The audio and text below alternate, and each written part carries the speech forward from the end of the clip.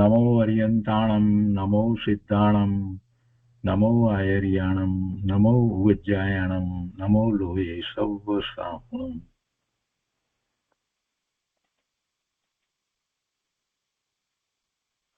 શ્રી શુભચંદ્રાચાર્ય વિરચિત જ્ઞાનાર્ણવ એનો આપણે પાંચમો અધિકાર કરી રહ્યા છીએ. ચોથો અધિકાર પૂરો કર્યો અને પાંચમો અધિકાર એની 20 ગાથા સુધી આપણે સ્વાધ્યાય કર્યો છે અને હવે આજે આગળ 21મી ગાથાથી બાકીની છેલ્લી ગાથા સુધીનો સ્વાધ્યાય પૂરો કરીએ છીએ.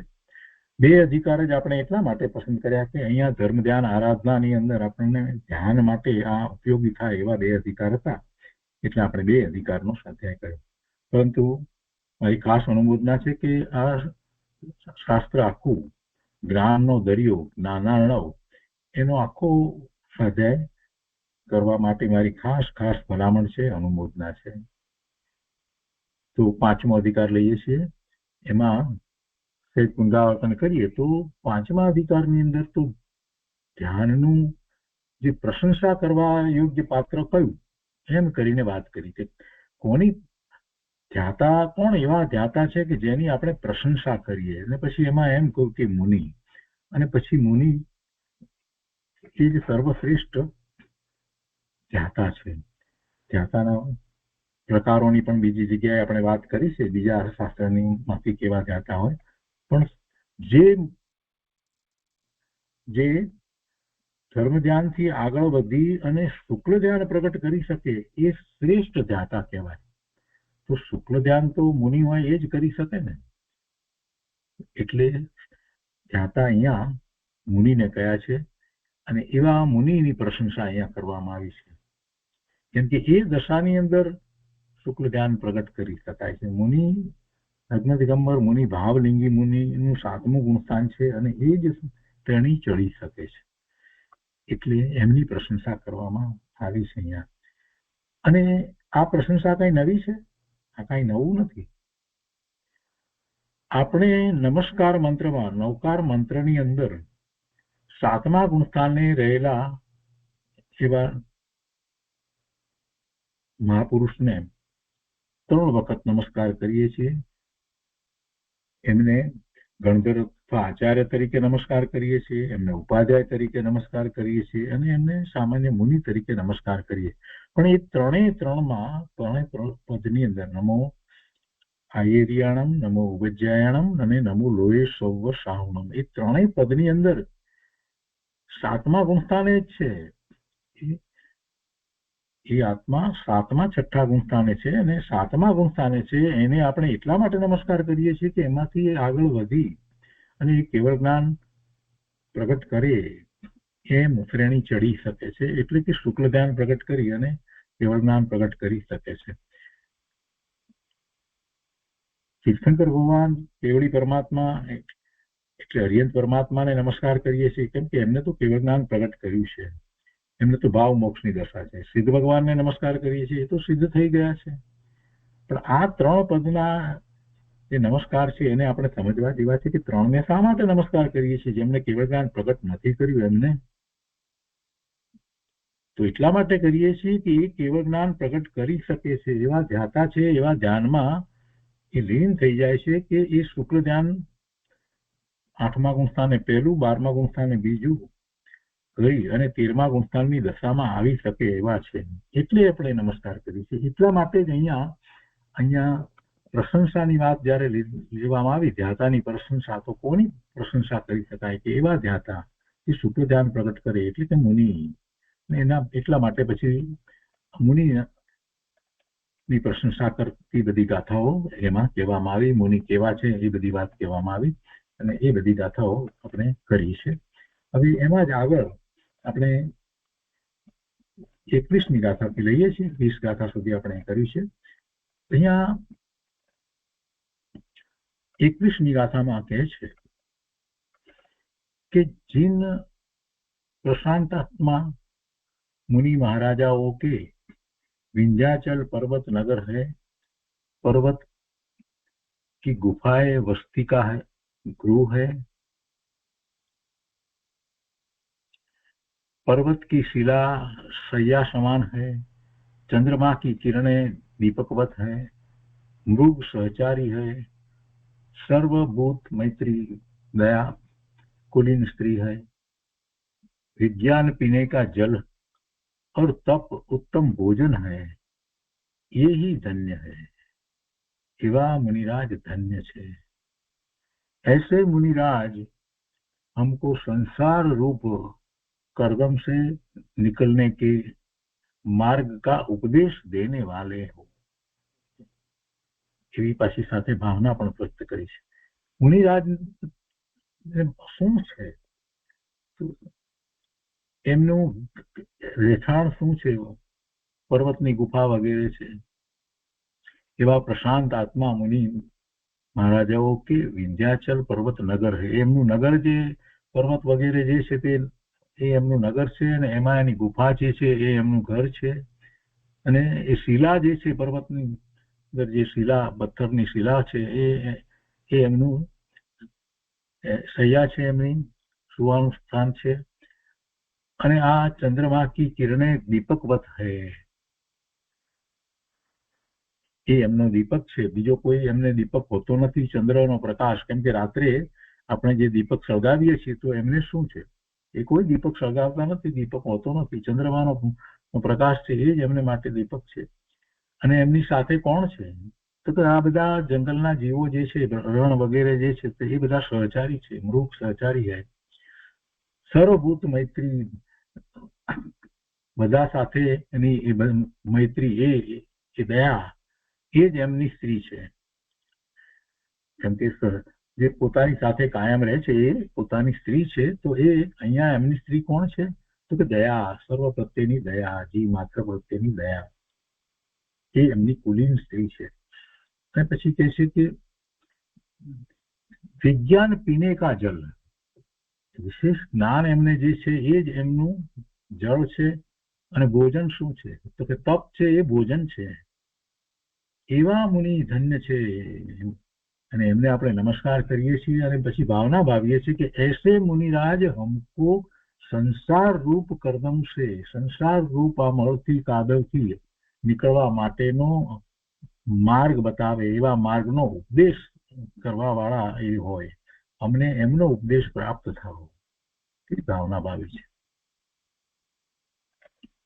22મી ગાથામાં પછી કહે છે कि श्वासोच्छ्वास के रुकते हुए, शरीर के निश्चल होते हुए, इंद्रियों के प्रचार का संवरण होते हुए, नेत्रों की चलन क्रिया के रहित होते हुए, समस्त विकल्प रूप इंद्रजाल का प्रलय होते हुए, मोहांधकार के दूर होते हुए और समस्त वस्तुओं को प्रकाश करने वाले तेजो पुंज को अपने हृदय में विस्तारते हुए जो धन्य मुनि ध्यानावलंबी होते हैं, वे ही परम आनंद रूपी समुद्र में प्रवेश करने का अभ्यास करते हैं। केवा मुनि परम आनंद रूपी समुद्રની અંદર પ્રવેશ કરવાનો અભ્યાસ કરે છે, એ તરફ વળી ગયા છે। પરમ આનંદ રૂપી સમુદ્રમાં જે જઈ રહ્યા છે એ કેવા મુનિ છે કે ધ્યાનનું જેને અવલંબન છે, અને ધ્યાન માટેની આ વાત લીધી છે કે એમનું ધ્યાન કેવું છે। અહીંયા ધ્યાનનું વર્ણન કર્યું છે કે એમની ધ્યાનની દશામાં કેમ છે, કેવી રીતે છે। તો કહે છે કે શ્વાસોશ્વાસ કે રૂકતે હુએ, શ્વાસોશ્વાસ પણ જેના રોકાઈ ગયા છે, શરીર કે નિશ્ચલ હોતે હુએ, શરીર નિશ્ચલ છે, ચલિત થતું નથી, ડોલાયમાન થતું નથી, સ્થિર હોય છે। इंद्रियों के प्रचार का संवरण होते हुए, इंद्रियो જે છે એ નો હવે સંવર વર્તી રહ્યો છે, એટલે ઇન્દ્રિયોના કોઈ વિષયો રહ્યા નથી, ઇન્દ્રિયોનું લક્ષ પણ રહ્યું નથી। नेत्रों की चलन क्रिया के रहित होते हुए, ચક્ષુ આંખો પણ એની સ્થિર છે, એ પણ હલતી નથી, કેમ કે કાંઈ જોવું જ નથી, જોવા પ્રત્યે બારમાં કાંઈ જોવું છે, ઉપયોગ બારમાં કઈ ગુમાવવો છે એવી તો કોઈ વાત નથી। એટલે બધી ઇન્દ્રિયો, એમાં ચક્ષુ પણ આવી જાય, બધી ઇન્દ્રિયોને એમણે એ રીતે શાંત કરી છે, શરીર પણ સ્થિર કર્યું છે અને શ્વાસ રૂકતે હોય એટલે કે શ્વાસની એક જ રીતની એવી ગતિ છે. મુનિના શ્વાસ બહુ ઓછા હોય. આપણને સામાન્ય રીતે 1 મિનિટની અંદર 15 થી 20 ની વચ્ચે શ્વાસ જે હોય, મુનિને તો એવી દશા હોય છે કે 1 મિનિટની અંદર 2 કે 3 શ્વાસ જ લેવા પડે છે. સહજ રીતે એમ હોય છે. એમને એટલા શ્વાસની જરૂર નથી પડતી. આપણને બધું શ્વાસની જરૂર કેમ પડે છે, મુનિને કેમ નથી પડતી? જરાક વિચાર કરીએ ને તો ખ્યાલ આવે. આ બધું જે છે એ વિજ્ઞાન છે, સાયન્સ છે. વધારે ઓક્સિજનની જરૂર શા માટે પડે છે? જે દોડે છે એને વધારે ઓક્સિજનની જરૂર પડે છે. શરીરની ક્રિયા વધારે કરે છે એને વધારે ઓક્સિજનની જરૂર પડે છે. એમ જે આપણે કહીએ છીએ ને, એને ખૂબ શ્વાસ ધમણની જેમ ચાલે છે, દોડીને આવે છે તો કેટલા બધા શ્વાસ હોય છે. તો એ જ રીતે જે શરીરની ક્રિયાઓ જે છે શાંત પડી ગઈ છે અને મનના વિકલ્પો પણ જેને ઉઠતા નથી, એટલી બધી શાંતિ જયારે વર્તે છે તો પછી શ્વાસની એટલી જરૂર રહેતી જ નથી. એટલે એવા ધ્યાની મુનિઓને તો 1 મિનિટની અંદર 2-3 શ્વાસ હોય, કોઈને 5 હોય, અને એ તો સહજ વાત છે. એ કઈ કોઈ એચિવમેન્ટ છે એમ નથી. એવા ધ્યાની મુનિને પછી કોઈ વિકલ્પ રહેતા નથી અને પોતાની અંદર એવા સ્થિર થાય છે એટલે સહજ રીતે જ એટલા ઓછા શ્વાસ ચાલે છે.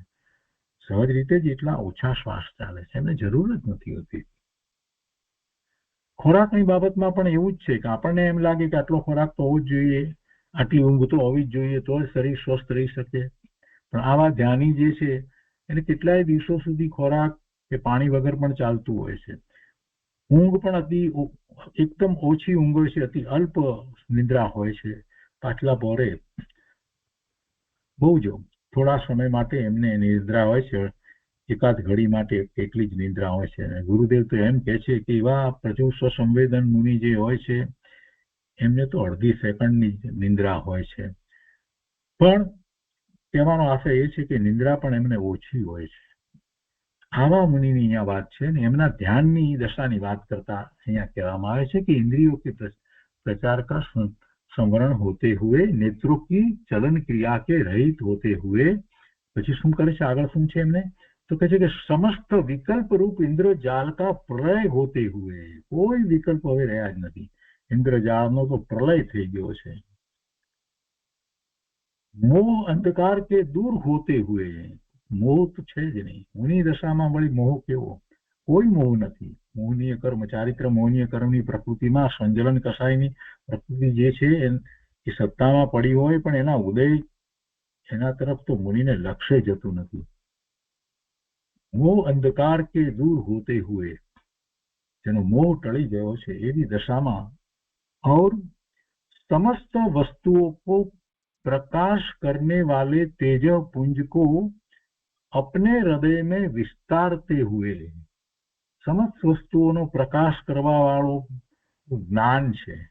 તેજ પુંજ કો સમસ્ત વસ્તુનો પ્રકાશ કરવા વાળું તો જ્ઞાન છે ને, એ જ્ઞાનને પોતાના હૃદયમાં વિસ્તારી રહ્યા છે, એટલે કે પોતે જ્ઞાનમય થઈ રહ્યા છે. અને એવા જ્ઞાનમય થાય છે કે છેવટે કેવળ જ્ઞાન પ્રગટ થઈ જાય છે. જ્ઞેય માત્ર એ જ્ઞાન રૂપી અરીસામાં જણાય છે. એવી દશા થાય છે. અહીંયા કે છે कि समस्त वस्तुओं को प्रकाश करने वाले तेजो पुंज को अपने हृदय में विस्तारते हुए, એવા જ્ઞાનને પોતાના સ્વરૂપને વિશે રાખી અને રહ્યા છે એવા ધ્યાનમાં એ ધન્ય મુનિ ધ્યાન અવલંબી હોતે હૈ, એ ધ્યાનના અવલંબી મુનિ છે અને वे ही परम आनंद रूपी समुद्र में प्रवेश करने का अभ्यास करते हैं. परम आनंद रूपी समुद्રમાં એ પહોંચવાનો તો પ્રવેશ કરવાનો અભ્યાસ કરે છે, એમાં જવાનો અભ્યાસ કરે છે. બહુ સરસ વાત છે. મુનિની દશા અને મુનિના ધ્યાનની દશાની વાત લીધી. મુનિની પહેલા વાત લીધી છે, પછી મુનિનું ધ્યાન હોય છે એમ ત્યારે કેવી એમની દશા હોય છે. હવે આગળ 23 ગાથાની અંદર કહે છે कि अपने स्वाभाविक आनंद के स्वाद से दूर है इंद्रिय विषय जिसके, ऐसा कोई मुनि अपने तेज से शुभाशुभ कर्मों का दहन करता हुआ भले प्रकार प्रतीति गोचर करके इस अहेय उपादेय स्वरूप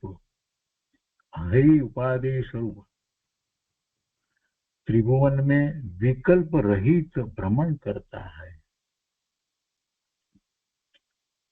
અને એનો ભાવાર્થ કયો છે કે ધ્યાનસ્થ हो तब तो निश्चल अवस्था है ही, परंतु विहार करते हुए भी निश्चल के समान है।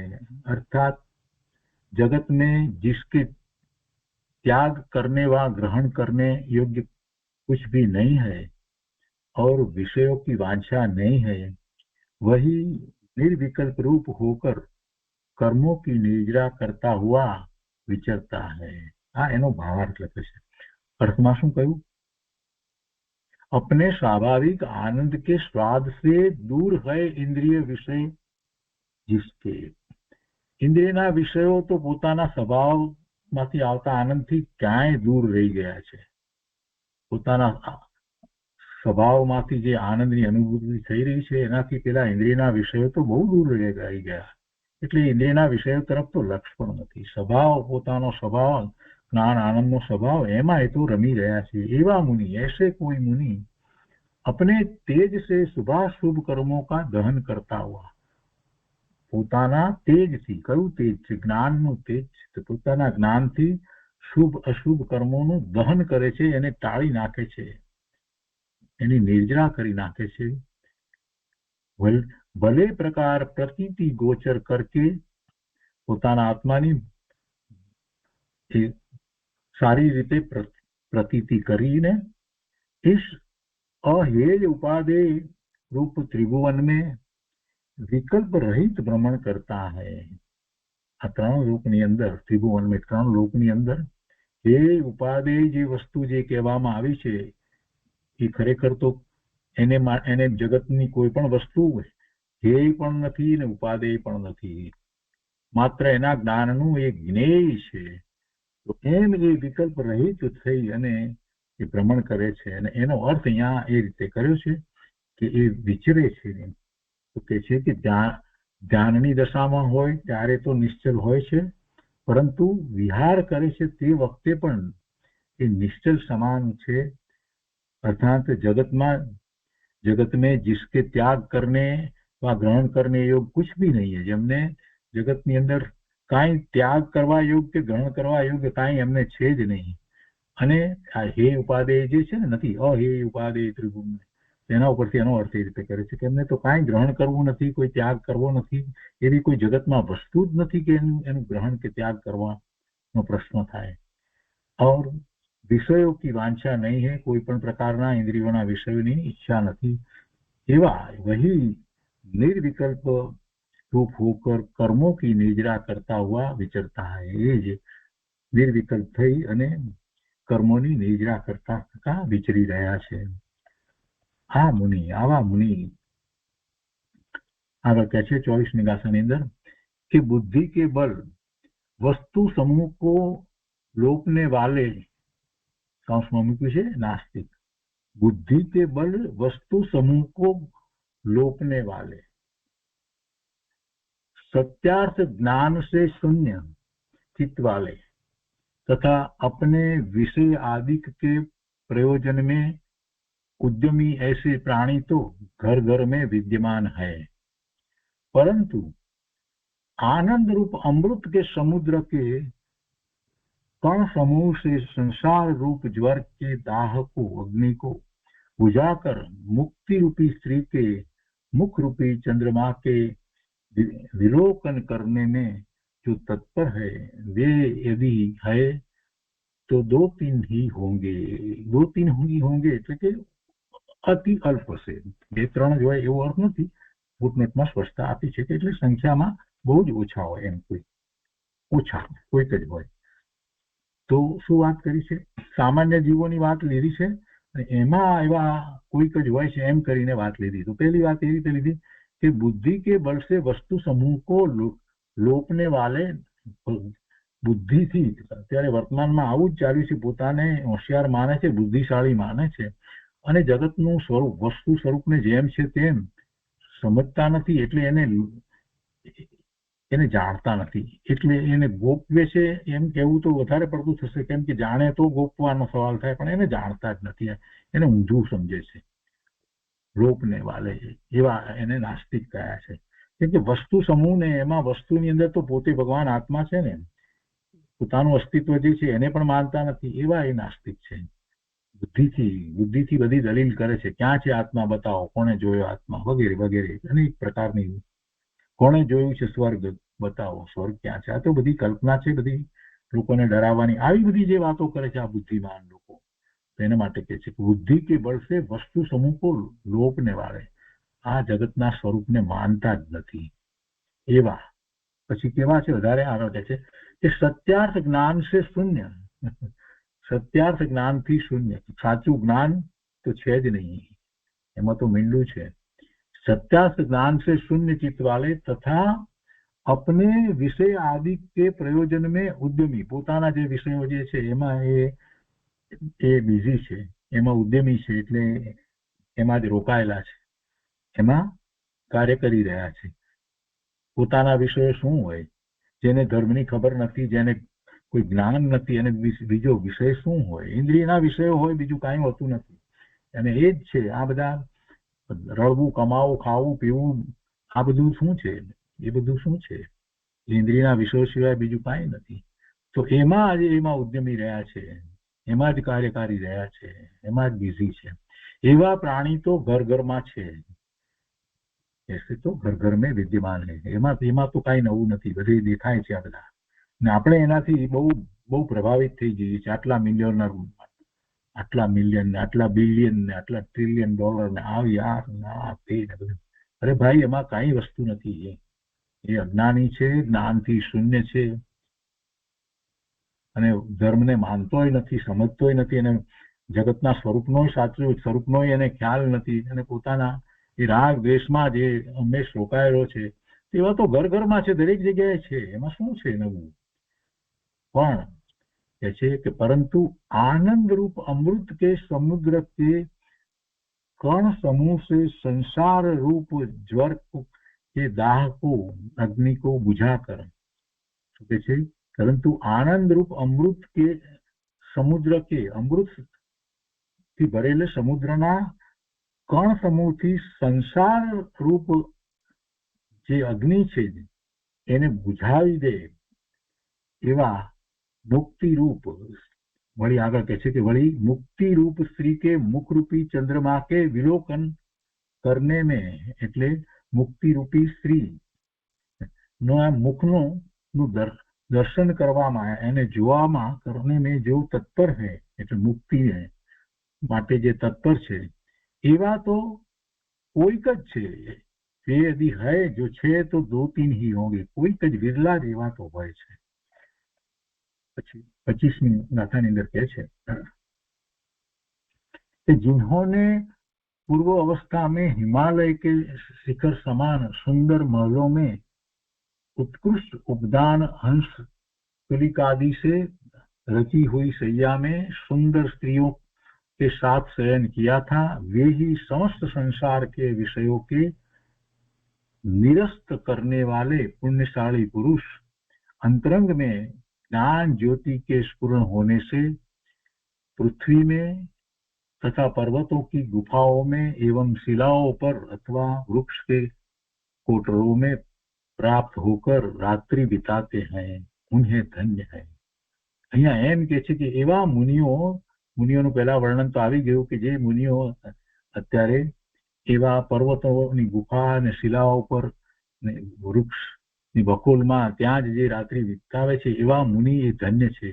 અને એ મુનિઓ કે જેમને પહેલા તો એ પોતે મોટા હિમાલય જેવા મોટા સુંદર મહેલો વગેરેમાં રહેતા હતા, અને એવી એમની સૈયા વગેરે સુંદર સ્ત્રીઓ સાથે હતા. આ બધું હતું. એ બધાને બધા પ્રકારે વિષયોની વાત જે કરીએ તો એમાં બધું જ એમને ઉત્કૃષ્ટ મળ્યું હતું. તો એ બધું છોડીને વિષયોથી નિરસ્ત થઈને એવા એ પુણ્યશાળી આ જીવો તો હવે મુનિ દશા અંગીકાર કરી લીધી અને એ જંગલમાં રહે છે કે પહાડની ગુફામાં રહે છે, તો એ ધન્ય છે, ઉન્ને ધન્ય છે. બધું આવું હોવા છતાં એને છોડી અને એવા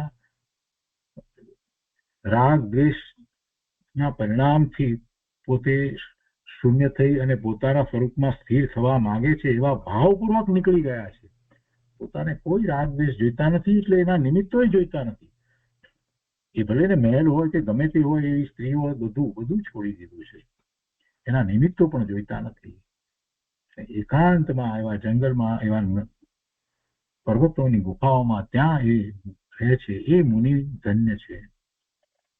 અને પછી 26મી ગાથામાં કહે છે कि हे आत्मन, तेरे मन में निश्चलता होते हुए राग आदि अविद्या रूप रोगों में उपशमता होते हुए इंद्रियों के समूह के विषयों में नहीं प्रवर्ते हुए ब्रह्म उत्पादन करने वाले अज्ञान अंधकार के नष्ट होते हुए और आनंद को विस्तारते हुए आत्मज्ञान के प्रकट होने पर ऐसा कौन सा दिन होगा जब तुझे वन में चोरों औरों से मृग आदि पशु चित्रलिखित मूर्ति अथवा सूखे हुए वृक्ष के ठूंठे के समान देखेंगे.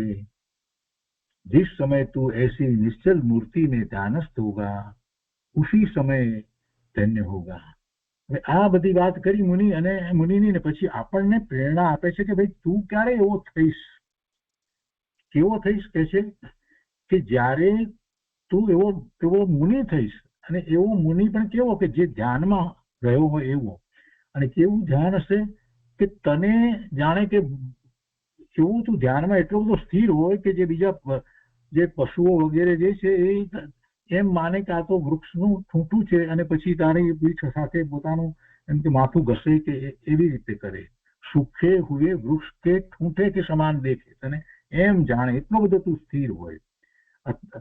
એ મૃગ વગેરે બીજા જે પશુ છે, અથવા તો તને મૂર્તિ સમાન ચિત્રલિખિત મૂર્તિ સમાન જુએ, એટલો બધો તું ધ્યાનમાં સ્થિર ત્યારે થઈશ. એવો શું થાય ત્યારે એ ઘડી તારી છે તે ધન્ય છે. જે સમય તું એવો થાય ત્યારે. અને એ થતા પહેલા ક્યાં એવો કઈ સીધો તો નહીં થઈ જાય ને, એટલે એનો ક્રમ બતાવ્યો છે. કેવી રીતે થાય છે તો હે આત્મન, તેરે મન મેં નિશ્ચલતા હોતે હુએ, તારા મનમાં નિશ્ચલતા થાય ત્યારે. નિશ્ચલતા કઈ રીતે થાય તો કે જીનવાણીનો અભ્યાસ કરી વસ્તુ સ્વરૂપને જેમ છે તેમ સમજી સ્વીકારી અને નિશ્ચલ થાય છે કે ના, હું તો ભગવાન આત્મા શુદ્ધ જ્ઞાન આનંદ સ્વરૂપ જ છું, આ મારું સ્વરૂપ નથી. એમ કરી અને પછી આખો પુરુષાર્થ ઉપાડે. પછી શું કરે છે કે રાગાદી અવિદ્યા રૂપ, રાગાદી બધી એ તો અવિદ્યા છે, અજ્ઞાન છે, એ બધા રોગ છે. રાગાદી અવિદ્યા રૂપ રોગો મેં ઉપશમતા હોતે હુએ, એ રોગમાં ઉપશમ થઈ જાય એટલે રાગાદી જે છે એ મંદ પડી જાય, મંદ પડી જાય. અને ઇન્દ્રિયો કે સમૂહ કે વિષયો મેં નહીં પ્રવર્તે હુએ, ઇન્દ્રિયોના વિષયમાં તું પ્રવર્તે નહીં. અને બ્રહ્મ જે છે કરવા વાળી જે છે એ અજ્ઞાન અંધકાર તારો નષ્ટ થાય. અને આનંદ કો વિસ્તારતે હુએ આત્મજ્ઞાન કે પ્રગટ હોને પર તને આત્માનું જ્ઞાન થાય અને તેને આનંદની અનુભૂતિ થાય. એવો થઈ અને પછી તું ક્યારે એવો દિવસ તારો આવશે કે જ્યારે તું મુનિ દશાની અંદર વનની અંદર રહ્યો હોઈશ અને તું એવો સ્થિર ધ્યાનમાં હોઈશ કે પશુઓને તો જાણે કે તું એ પથ્થરની મૂર્તિ સમાન લાગે, અથવા તો ઠૂંઠું ઝાડનું ઠૂંઠું લાગે કે જેની સાથે પોતાનું શરીર ઘસે ખુજલી કરે. जिस समय तू ऐसी निश्चल मूर्ति में ध्यानस्थ होगा उसी समय धन्य होगा, ત્યારે તું પણ ધન્ય હોઈશ. આ પ્રેરણા આપી છે કે આવા ધ્યાનમાં તું પણ લાગી જા, એ દશા તારી ધન્ય દશા છે. મુનિઓની વાત કરી, એની સાથે સરખામણી કરી અને કેવો બોધ, કેવો ઉપદેશ આપ્યો છે. ધ્યાનને માટેની વાત કેવી લીધી, ઉત્કૃષ્ટ ધ્યાનની વાત લીધી છે, કેટલી બધી સ્થિરતા. અને પછી અહીંયા 27ની અંદર કહે છે कि जिसका आत्मा में अपना प्रवर्तन है, पर द्रव्य में नहीं है, और बाह्य परिग्रह के त्याग से तथा अंतरंग विज्ञान ज्योति के प्रकाश होने से जिसका महामोह रूप निद्रा का उत्कर्ष नष्ट हो गया है और जिसको स्वरूप का निश्चय होने से यह जगत शून्यवत व जड़वत प्रतिभासता है, ऐसे ऐसे श्री ज्ञान समुद्र मुनि के चरण कमल की लक्ष्मी शोभा तुमको मोक्ष पद प्रदान करे, ऐसा आशीर्वादात्मक उपदेश है।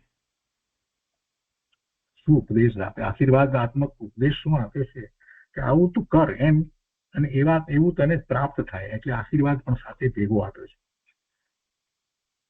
કેવો આશીર્વાદ અને ઉપદેશ આપે છે કે જેના આત્મામાં, जिसका आत्मा में अपना प्रवर्तन है, જે પોતે આત્મામાં જે રહ્યો છે, પરદ્રવ્યમાં નથી, એટલે એનો ઉપયોગ બહારમાં જતો નથી, પરદ્રવ્યમાં જતો નથી, એનો ઉપયોગ તો સતત આત્મા સાથે જોડાયેલો રહે છે।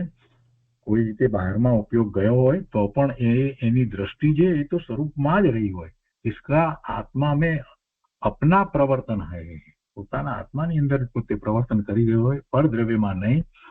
और बाह्य परिग्रह के त्याग से, બહારના પરિગ્રહનો ત્યાગ, तथा अंतरंग विज्ञान ज्योति के प्रकाश से, અને अंतरंग ज्ञान ज्योति प्रगट થવાથી जिसका महामोह रूप निंद्रा का उत्कर्ष नष्ट हो गया है, જેનું महामोह रूप निंद्रा જેની જે છે એ નષ્ટ થઈ છે, અને કહે છે કે जिसको स्वरूप का निश्चय होने से यह जगत शून्यवत वा जड़वत प्रतिभासता है।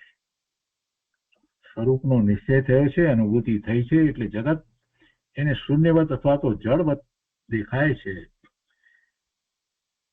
ऐसे श्री ज्ञान समुद्र मुनि के चरण कमल की लक्ष्मी, એમના ચરણોની શોભા तुमको તને મોક્ષ પદ પ્રદાન કરે, એવા આશીર્વાદાત્મક ઉપદેશ આપ્યો। એ 27મી। પછી 28મી ગાથામાં કહે છે કે હે સુબુદ્ધિ, अपने को प्रथम तो आत्मायत्त कहिए, पराधीनता से छुड़ाकर स्वाधीन कर, दूसरे इंद्रियों के विषयों से विरक्त कर, तीसरे तत्व चिंता में मग्न कर, चौथे सांसारिक व्यापार से रहित निश्चल कर, पांचवे अपने हित में लगा, छठे निर्वृत्त अर्थात क्षोभ रहित आनंद से परिपूर्ण कर, सातवें ज्ञान आरूढ़ कर, आठवें सम यम दम तप में अवकाश मिले ऐसा करके फिर दिव्य बोध कहिए, केवल ज्ञान के अधिपति पने को प्राप्त कर। भावार्थ कैसे कि उपरयुक्त 8 कार्यों से केवल ज्ञान की प्राप्ति होती है। શું કહે છે? આખો ક્રમ બતાવ્યો પુરુષાર્થનો કે તું આવો પુરુષાર્થ કર, કેવળ જ્ઞાન માટેનો આવો પુરુષાર્થ કર, અને એમાં 8 વાત કરવામાં આવી। અને સંબોધનમાં શું કહ્યું? એ સુબુદ્ધિ, આપણને સુબુદ્ધિ કયા, બુદ્ધિશાળી કયા, સાચી બુદ્ધિ વાળા કયા, સુબુદ્ધિ, કુબુદ્ધિ નહીં, સુબુદ્ધિ। પહેલું તો अपने को प्रथम तो આત્માયત્ત કહીએ, એટલે પોતાને આત્મ સ્વરૂપ કહીએ, આત્મરૂપ કહીએ, અને એમ કહી અને પરાધીનતાથી છૂટો થા, પરાધીનતાને છોડ, સ્વાધીન થા, પરાધીનતા છોડી અને સ્વાધીનતાનો સ્વીકાર કર। તને કોઈ પરાધીનતા નથી। તું જયારે આત્મામય થઈ જાય, આત્મા થઈ જાય, આત્મ સ્વરૂપ થઈ જાય, તો પછી એને તો બીજી કંઈ સ્પર્શતું જ નથી, તો બીજી કોઈ પણ પ્રકારની પરાધીનતા હોય જ નહીં। એટલે એવી પરાધીનતાને છોડ અને સ્વાધીન સ્વરૂપને ગ્રહણ કર। બીજું, ઇન્દ્રિયો કે વિષયો સે વિરક્ત કરો, ઇન્દ્રિયોના વિષયોથી વિરક્ત થઈ જા। ત્રીજું, તત્વચિંતનમાં મગ્ન થઈ જા। ચોથું, સંસારિક વ્યાપારથી રહિત નિશ્ચલ કર। સંસારિક વ્યાપારથી રહિત થાય એટલે ભલે વેપાર ધંધા થતા હોય પણ એમાં એનું લક્ષ ન હોય। सांसारिक व्यापार से रहित निश्चल कर। પાંચમું, અને જો એમાં આગળ વધે તો પછી આગળની વાત થાય, ત્યાં સુધી તો સમ્યક દર્શન વગેરે તો પ્રગટ કરે, પણ આ તો 8 પ્રગટ કરી અને પછી કેવળ જ્ઞાનની તો વાત લીધી છે કે संसारिक व्यापार से रहित निश्चल कर। પાંચમે, अपने हित में लगा, तारा आत्माना हितમાં લાગી જા। છઠ્ઠી, નિવૃત્ત અર્થાત ક્ષોભ રહિત આનંદ से परिपूर्ण कर। હવે ક્ષોભ રહિત થઈ જાય એ તો પછી એમાં તો ચારિત્રનો એવો પુરુષાર્થ કરે ત્યારે એ સંપૂર્ણપણે ક્ષોભ રહિત આનંદથી પરિપૂર્ણ થાય, એમ આનંદથી પરિપૂર્ણ થાય। અને પછી સાતમે, જ્ઞાન આરૂઢ કર, જ્ઞાન આરૂઢ થા। અને આઠમું, सम यम दम तप में अवकाश मिले ऐसा करके। एमा सम यम दम तपમાં अवकाश મળે એમ કરી અને પછી દિવ્ય બોધ કહીએ केवल ज्ञान के अधिपतिपने को प्राप्त कर। केवल ज्ञानનો અધિકારી થા, કેવળ જ્ઞાનના અધિકારીપણાને પ્રાપ્ત કર। ભાવાર્થ એમ છે કે આ જે 8 કહેવામાં આવ્યા ઉપરયુક્ત 8 कार्यों से केवल ज्ञान की प्राप्ति होती है એમ કહી વાત કરી કે આ રીતે આખો ક્રમ બતાવ્યો છે।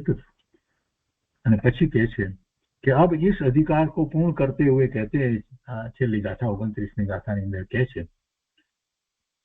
कि इस पृथ्वी पर परमेष्टि की नित्य प्रति केवल वचनों से बहुत काल पर्यंत लीला स्तवन को विस्तृत करने वाले कृत बुद्धि क्या गणना से अतीत नहीं है, अपितु असंख्य देखने में आते हैं, परंतु नित्य परम आनंद अमृत की राशि रूप उस परमेष्टि को साक्षात अनुभव गोचर कर संसार के भ्रम को दूर करते हैं। ऐसे पुरुष दुर्लभ है और ऐसे ही पुरुष धन्य है। इस प्रकार ध्यान करने वाले योगीश्वरों की प्रशंसा की गई। यद्यपि इस पंचम काल में ऐसे योगीश्वर देखने में नहीं आते, तो भी उनके गुणानुवाद सुनकर स्मरण करने से भव्य जीवों का मन पवित्र होता है और अन्य कुलिंगियों की श्रद्धा रूप मिथ्यात्व का नाश होता है। પછી દોહો કહી અને પછી એ આના અધિકારને અહીંયા સમાપ્ત કર્યું છે। તો શું કહ્યું કે इस पृथ्वी पर परमेष्टि की नित्य प्रति केवल वचनों से बहुत काल पर्यंत, आ पृथ्वी पर परमेष्टि नित्य प्रति केवल वचनों से बहुत काल पर्यंत लीला स्तवन को विस्तृत करने वाले कृत बुद्धि क्या गणना से अतीत नहीं है। એટલે કે છે આ પૃથ્વી ઉપર परमेष्टि की नित्य प्रति केवल वचनों से बहुत काल पर्यंत घना काल सुगंधी लीला स्तवन को विस्तृत करवा वाला कृत बुद्धि क्या गणना से अतीत है, એટલે એવા નથી શું છે। अपितु असंख्य देखने में आते हैं, એટલે કે ઘણા જોવામાં આવે છે, परंतु नित्य परम आनंद अमृत की राशि रूप उस परमेष्टि को साक्षात अनुभव गोचर कर संसार के भ्रम को दूर करते हैं, ऐसे पुरुष दुर्लभ है। बाकी तो परमेष्टि प्रत्यय पूजा वगैरह करता आ ते બધું એવા તો ઘણા જોવામાં આવે, એમના વચન વગેરેને પણ કદાચ અભ્યાસ કરતા હોય, પરંતુ અહીંયા એમ કે છે કે નિત્ય પરમાનંદ अमृत की राशि रूप उस परमेष्टि को साक्षात अनुभव गोचर कर संसार के भ्रमण को दूर करते हैं, ऐसे पुरुष दुर्लभ है। જેને ઘરના ભ્રમણ જે છે એ ટળી જાય એવું કરવા વાળા પુરુષ જોવામાં આવતા નથી, એ દુર્લભ છે। और ऐसे ही पुरुष धन्य है। બીજા બધા તો બરાબર છે, ભગવાનની વાણીને સાંભળતા હોય કરતા હોય એ બધા તો, પણ જે પોતે એવો પુરુષાર્થ કરી અને ભવના ભ્રમણને ટાળી દે એવા કોઈક જ હોય છે। અને પછી કહે છે કે એના ઉપરથી તું બોધપાઠ લે, ભલે અત્યારે આ કાળમાં એવા ન હોય, અત્યારે પંચમ કાળને વિશે એવા તીર્થંકર પરમાત્મા, કેવળી પરમાત્મા તો રહ્યા નથી, એવા થશે નહીં હવે આ કાળને વિશે, ને પછી છઠ્ઠા આરામાં પણ થશે નહીં. પરંતુ જેને એક અંગનું જ્ઞાન હોય એવા અંગધારી પણ નથી, અંગના અમુક ભાગનું જ્ઞાન હોય એવા પણ મહાત્માઓ અત્યારે નથી. આવો આ કાળ છે. એટલે એ નહીં હોય છતાં પણ એના ઉપરથી તું બોધપાઠ તો લઈ શકે ને, અને મિથ્યાત્વ અને તો ટાળી શકે ને. એટલે એ વાત પછી કરી છે. जिस प्रकार ध्यान करने वाले योगीश्वरों की प्रशंसा की, જે આ ધ્યાન કરવા વાળા યોગીશ્વરની પ્રશંસા કરવામાં આવી. અને પછી यद्यपि इस पंचम काल में ऐसे योगीश्वर देखने में नहीं आते, तने कदाच एना दर्शन न पण थाय तो पण एमनो गुणानुवाद कर અને એનું સ્મરણ કર, એમના ગુણોનું, અને ભવ્યજનો કા મન પવિત્ર, એનાથી ભવ્યજનોનું મન પવિત્ર થાય છે, એટલે એને પ્રેરણા પ્રાપ્ત થાય છે. અને અન્ય કુલિંગીઓ કી શ્રદ્ધારૂપ મિથ્યાત્વ કા નાશ હોતા હોય, એટલે બીજા કુમતી, એટલે કુદેવ ગુરુ, કુદેવ કુશાસ્ત્ર જે છે એ એની શ્રદ્ધા જે છે એનો પછી નાશ થાય છે, એ મિથ્યાત્વ છે એનો નાશ થાય છે. તો એ રીતે આપણે પાંચમા અધિકારની આ બધી ગાથાઓ કરી. એમાં મૂળ વાત તો એવી જ છે, મુનિ દશા જે છે તે ઉત્કૃષ્ટ દશા છે કે જેમાં સર્વોત્કૃષ્ટ ધ્યાન થઈ શકે છે, શુક્લ ધ્યાન થઈ શકે છે. અને એ મુનિની દશામાં મુનિ કેવા હોય છે એ બધી વાત કરી. નિર્ગ્રંથ મુનિની વાત કરવામાં આવી, અને એના ઉપરથી બોધપાઠ આપ્યો કે તું પણ આવું કરે. અને જે મુનિ થયા છે એ પણ કાંઈ બધા કાંઈ એમ થયા છે એમ નહીં, એમાંના કેટલાક તો એવા મહારાજા મોટા મહેલોમાં રહેનારા હતા એ પણ. એટલે એવા એ મુનિ છે, એ જે ધ્યાન કરી રહ્યા છે એ ધન્ય છે, એમ કરી અને એમની પ્રશંસા કરવામાં આવી. તો ચોથો અને પાંચમો બે અધિકાર આપણે અહીંયા જ્ઞાનાનંદના કર્યા. તો આજનો સ્વાધ્યાય અહીંયા પૂરો કરીએ છીએ. અને હવે કોઈ બીજા શાસ્ત્રમાંથી આપણે ધ્યાન વિશેની વાત લઈશું.